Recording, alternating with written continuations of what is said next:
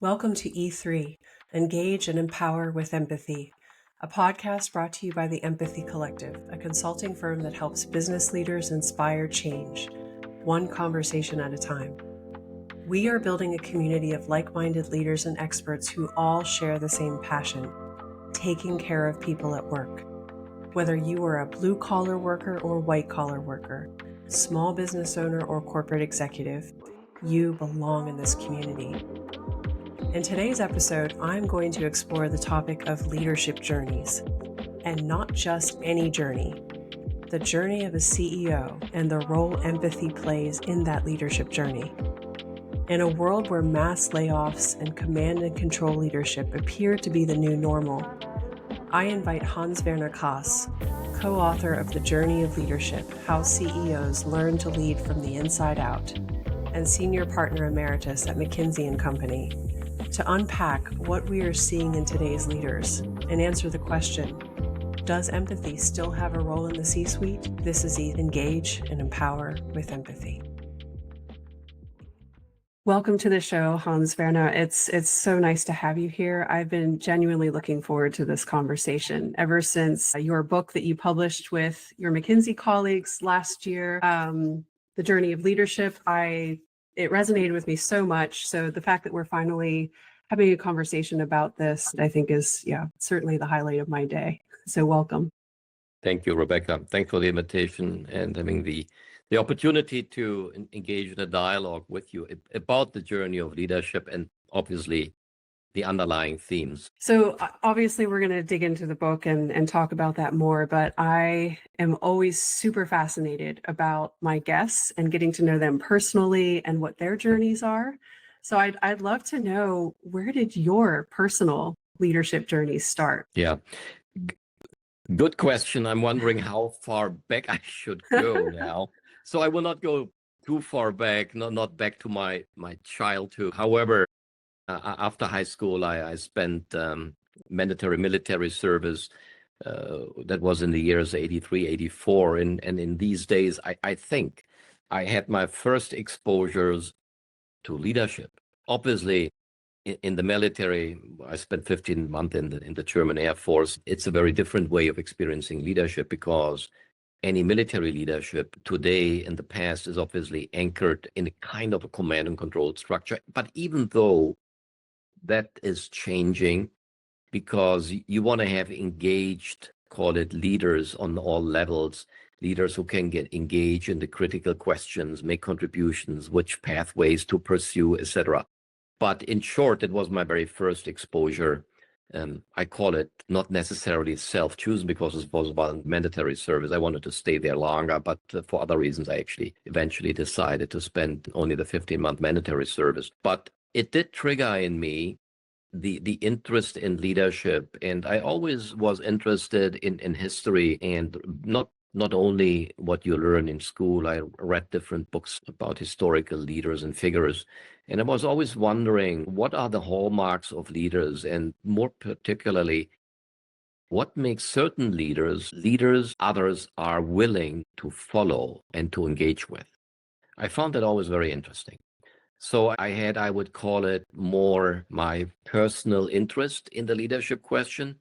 And when I then spent a few years at university earning my master's degree in mechanical engineering and in business, I obviously studied in different courses, management by objectives, management by exceptions, etc. You know all those well-known management and leadership theoretical constructs, or also practical constructs, not only theoretical constructs. And that actually triggered more and more my interest. And I took different organizational classes at university, but it was more textbook. It was hard for me to extract what really makes a leader in the business world.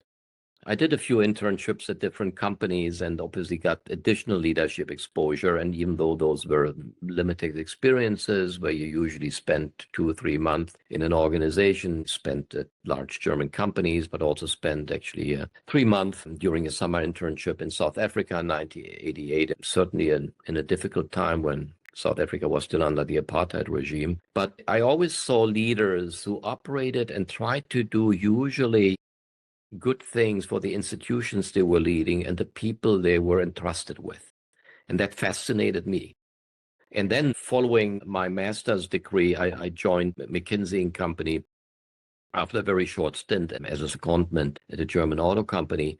And at McKinsey, even though I did by no means pivot to the leadership domain first, in my first few years, I think I did what most consultants do, classical consulting work. You try to actually learn the core pillars of strategy, of supporting, improving operations. Yes, there are also themes around organizational design, organizational improvement. You call today, obviously, change management, etc. But in the first 4 years, what I noticed when I was reflecting the clients and leaders I was serving, and there were certainly CEOs, but at this stage I was a bit more a junior consultant. I not always had CEO exposure, but I had certainly exposure to different leaders.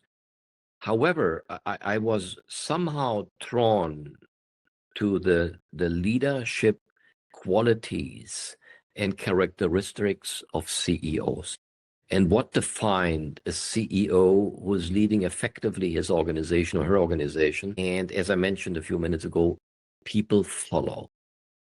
And it interested me beyond the economical results and success a CEO was able to produce. And by the way, he or she is only able to produce it because they work in teams. A CEO works in teams. It's not as a CEO, obviously single-handedly accomplishes all that, or he or she does that. So I got more and more interested in the leadership theme and what makes a truly inspiring CEO whom others are willing to follow. Because for me, the ultimate metric of a great leader is whether you are developing your people, your organization, and that is the people at the end of it, to advance in the roles they have or beyond the roles they have, and whether they are willing to follow you.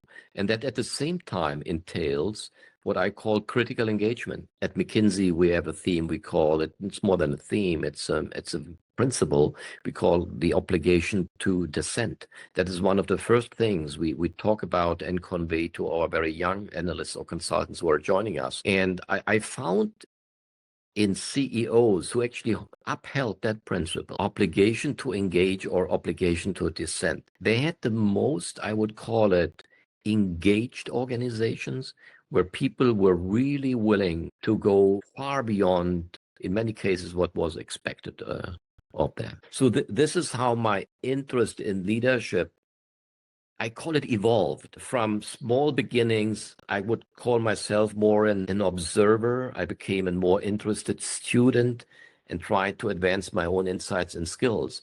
And then over the years at McKinsey, as I have grown more experienced, skilled, call it more senior, obviously I did work with CEOs on particular specific, call it engagements programs, but also more and more over time, I've grown, like many other partners, senior partners, into the role of a coach and counselor.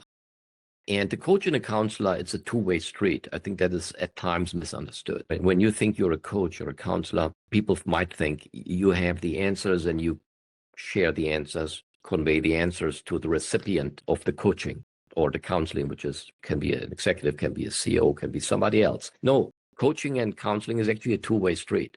You actually develop solutions together after you have done your initial assessment of an external, internal situation, also together. And I found that fascinating that in leadership development, that two-way engagement and dialogue is actually at the very core of developing leaders. And then it obviously even further took another pathway when I joined McKinsey's Bauer Forum team, which is our CEO leadership program. We have launched it in end 2011, early 2012. And it's, in essence, a 2-day program for a very small group of CEOs, only 3 to 5 participants. And there's no chart shown. We do follow a certain methodology, which is also described in the book. In fact, in the last chapter of the book, The Journey Never Ends. But what is fascinating is that I had another platform, if you wish, in 2016 when I joined a couple of other senior partners to be part of the faculty team working with CEOs. So, and today I have contributed my fair share of Bauer forums over the last 9 years. And we still have obviously 4 other senior partners, one emeritus like me, engaged in that. So, and I got more and more into the inner makings and reflections and both struggles, anxieties, but also motivational forces and drivers of CEOs. And that forum, the Bauer Forum, was a terrific way of actually developing, on the one hand, a platform to be helpful to others, but it was also, in being very honest, a platform for me to learn myself and develop as a coach and as a counselor. So as you see, my own leadership journey unfolded in different episodes, phases. None of that was planned. If you had asked me 15 years ago, what's your pathway? Do you want to become somebody who is actually insightful on leadership themes? And frankly, I even do not know whether I'm insightful. I'm sharing my own experiences, my own lessons, etc. But that is how it unfolded. And the sheer fact that after having left McKinsey 1.5 years ago, I'm now in a senior partner emeritus, I still continue to run quite a few Bauer forums per year. I'm still part of the team with 4 other senior partners, etc. And it's fascinating that leadership theme and interest is accompanying me every week, every day, continuously. So I know that was a bit of a longer answer to the question of my own journey as a leader, but also a journey within the leadership field. Yeah, and not too long at all. So don't worry. I think you brought up a good point that all of this wasn't necessarily intentional. Your journey just kind of took you where, you kind of followed it, where the universe was taking you. And that's why I love the title of the book, The Journey of Leadership, because I think every leader has a very unique path that they took to get to where they are today. Not everyone has this perfectly carved out path that they're going to take. There's always going to be bumps in the road, and you'll be taken in a direction that you completely didn't think you'd ever go. But that's why I like it. A journey is a journey, and it's something to be curious about and just kind of let it take you where you need to go. Your journey is a perfect example of that. I love that you mentioned in business school, like the technical side of business leadership. I think you mentioned the book Management by Objectives. It actually brought me back to my childhood. I don't think this is necessarily where my leadership journey started, but it made me laugh when you were talking about it, because I remember my sister and I would pretend that we were going to school during the summer, because we were off school in the summer.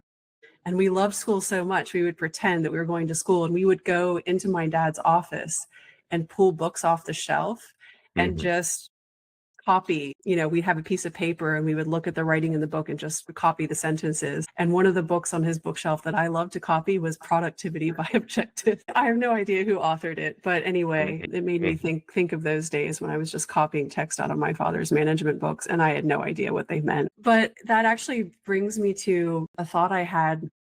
So, and I know you referenced Barry Waymiller's CEO, Bob Chapman, in your book, and we'll talk about that in a little bit. But when I interviewed him, he and I both talked about our experience in business school, and maybe you can reflect on this as well, how you learn the technical side of leading a business. You learn about strategy, you learn about supply chain, marketing, all the different facets of running a business, which is super helpful. But not once did he and his experience going through business school, or did I going through business school. And I went to business school both in the US and the Netherlands. So 2 very different countries, and it was the same concept, all theory, technical side of business, but nothing covered the human side of leadership, which is the common thread through your book, Human-Centric Leadership. And so it's almost like Bob had to come about it on his own and kind of self-teach what that meant by going through his own difficult journey. You had to spend, many times in sessions at the Bauer Forum with leaders, really trying to understand what makes leaders good leaders. And then you eventually published this book. So what are your reflections on that? I mean, are we not spending enough time even starting in business school, when young people are being prepared to be a business leader and go out into the business world, should we be spending more time covering aspects of human-centric leadership? I think the answer is yes to that. And let me both quickly provide my logic, my thinking behind it, but also a couple of stories because I got to know Bob Chapman also very well. He is, by the way, also featured with different perspectives and certainly about truly human leadership. That is one of his call it convictions, philosophies. He's also a Bauer Forum coach. He has run a few Bauer Forums, and yes, he is an iconic, I would call it, representative of human-centric leadership. And it's very nice that he actually wrote his first book about human-centric leadership, actually a bit before we did and before we published our book last September. But first of all, why do we need more emphasis on human leadership or human-centric leadership? First, what I would offer, Rebecca, is that was the main reason why we wrote the book. It was back in August 2021 when my good friend and co-author Ramesh Srinivasan and I, and we were both co-deans leading the Bauer Forum over the years. He still is obviously leading it. He's still an active senior partner. When we were reflecting how to share the insights over many years of having hosted with a couple of other senior partners, the Bauer Forum, our CEO leadership training program or leadership development program, and the prevailing thread and principle which came in most of the themes which CEOs, when they join us for that 2-day program, wanted to actually get more acquainted with, learn more about themselves, was human-centric leadership, how they can adopt and further develop human qualities. And human-centric leadership qualities are humility, vulnerability, but also resilience, ability for self-awareness, self-reflection, and certainly compassion or empathy as well.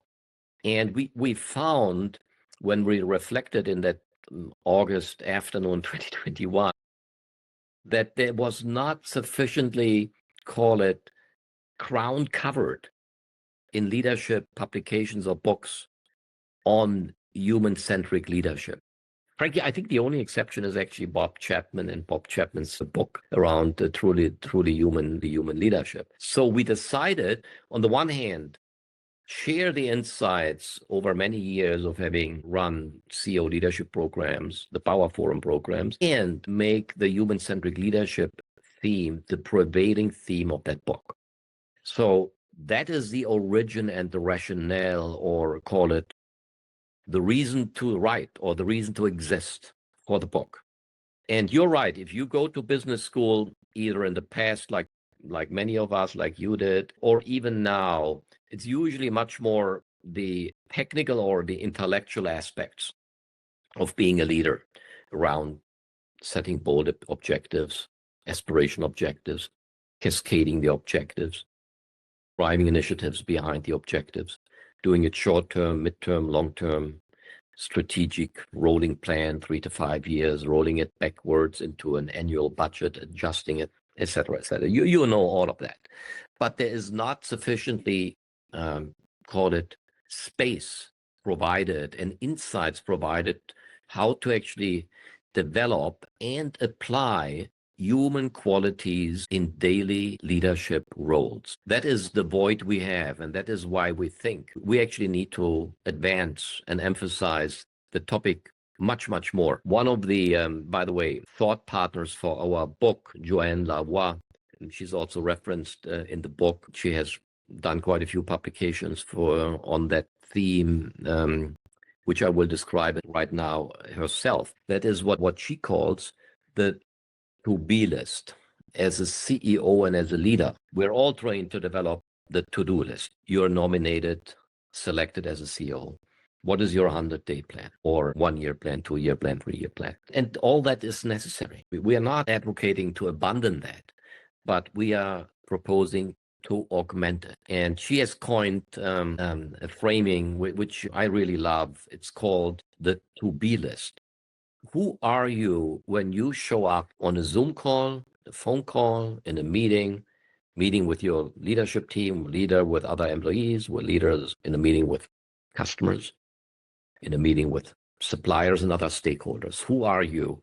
And that to-be list along the themes I just mentioned, the right, call it mix.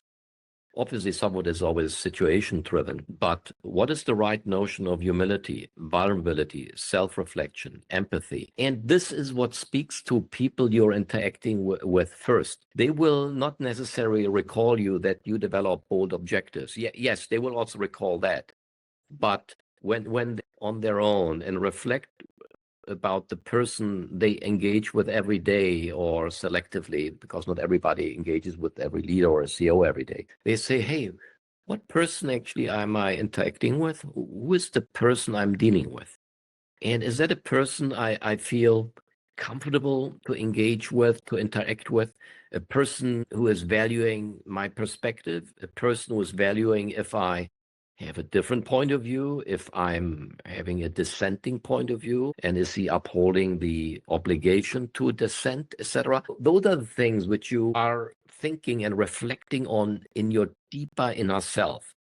And we do know that based on all the work we did, not only in the Bauer Forum, but in our other McKinsey research, whether it's in our organization practice, people organization performance practice, as also well described and reflected in the book by our co-author Dana Mayor and others, but also in real work, working with clients and CEOs in our client work, in our engagements, and call it various forms of programs, be it strategy programs, operations programs, etc. So that is what people take away. They will say, wow, today I've met Rebecca the first time. She really, left an impression on me because the way she engaged with me, the way she listened, the way she tried to understand my background, my story, my perspectives, my rationale behind my perspectives. This is what people take away. They might also recall you because you have deep expertise in a certain product market arena or technology, certainly. But that's not what they would take away in our experience, that they might indeed recall you for the nature of a leader you are. And that means the type of human being you are. And in terms of a couple of stories, you already referenced Bob Chapman. He himself obviously is, as I said, is a trailblazer, is an iconic leader in the theme and field of truly human leadership. And we have learned, and I have learned quite a lot from him himself, both sharing his perspectives when we interviewed him for the book. He himself has run with us a couple of Power Forums, but also I had actually the opportunity in many conversations, but also I did actually do a podcast with him orchestrated by his team back in September last year. Even the questions Bob asked, it made me even reflect and said, have I really deeply embraced every aspect of human-centric leadership? The answer is probably no. But he pushed not only my thinking, it is also pushing our inner mechanisms or reflections and emotions. Because human-centric leadership, on the one hand, it's an intellectual task. You can say, what are the human-centric qualities? How can I approach them? How can I embrace them, apply them? And I do need feedback from others who actually see me in action. All that is fair and true. But it is as much an emotional task to embrace them, because when you have emotions, you have a very different way of dedication behind applying them. So that is just one story. I could mention a second one of another CEO who is featured in the book. It's John Plant. He's currently the CEO of Howmet Aerospace, 7 billion plus revenue, publicly listed company. They engineer, manufacture a different type of components for aircraft engines, for aircraft structural parts, fuselage, among other things. Prior to the current role, he was CEO of Arconic, which was the predecessor organization of his current company, Howmet Aerospace, and even before that, of a large automotive, tier one automotive supplier called TRW Automotive. And I had many conversations with him and reflect on a lot of things, what I learned from him. And he's also a Bauer Forum coach. But there's one notion and story which really struck a chord with me, and I always recall. And he said in one of the Bauer Forums, he said, do we really understand the story of each person and leader we are interacting with. And I said, you mean the story, not only the professional story, John, I think. And he said, yes, I mean more than the professional story. It's the life story of a person. And certainly, we are all living in a time-constrained world. It's not that you need to understand every aspect of the personal life of the people and professional leaders or colleagues or customers you're interacting with. But do you understand a few of the hallmarks or critical milestones of a person you're interacting with, the life story and how that is shaping his or her, called a professional journey and development? And that resonate with me, that I said, yeah, we should ask much more frequently, not only in the Bauer Forum. In the Bauer Forum, we have a mechanism anyway that CEOs share their personal and their professional story and their leadership journey. That's built into our program. But even outside, do we really take the time? Do we take the time maybe in a 20-minute conversation at least, to understand the personal story, especially when you get to know somebody and he or she will become an important part on your leadership team. So that notion of the personal story, understanding everybody's or the people you're interacting with, the personal story of them is so critical. And it's part of being a human leader. I think that's such a good example. And it actually, once again, brings me back to my conversation with Bob, where we talked about his encounter with Bill Urey, the professional mediator. And I don't know if you've seen his TED Talk, but his TED Talk's all about the power of listening. Mm-hmm. And to your point, we're in this information age where we're information all the time. We're getting texts, we're taking phone calls, we're on Teams meetings, but we rarely take the time to just sit in someone else's shoes for a second, listen to their story, and really understand deeply where they're coming from. I hope you enjoyed the first part of my dialogue with McKinsey Senior Partner Emeritus Hans-Werner Kaas. We had such an engaging conversation on human-centric leadership that I decided to break up our conversation into 2 parts rather than having one really long episode. In this episode, you learned about Hans-Werner's personal leadership journey and the new approach to human-centric leadership that Hans-Werner and his colleagues have been studying for years in their Bauer Forums with CEOs. In next week's episode, Hans-Werner and I will talk about the importance of self-reflection as a leader, how to build organizational resilience through empathy, and share practical advice for leaders in turbulent times. If you enjoyed this podcast and would like to hear more, please subscribe wherever you like to listen to podcasts. And if you would like to learn more about the Empathy Collective, check out our website, theempathycollective.com. Life is too short. Let's take care of each other at work so that together we can make this world a better place.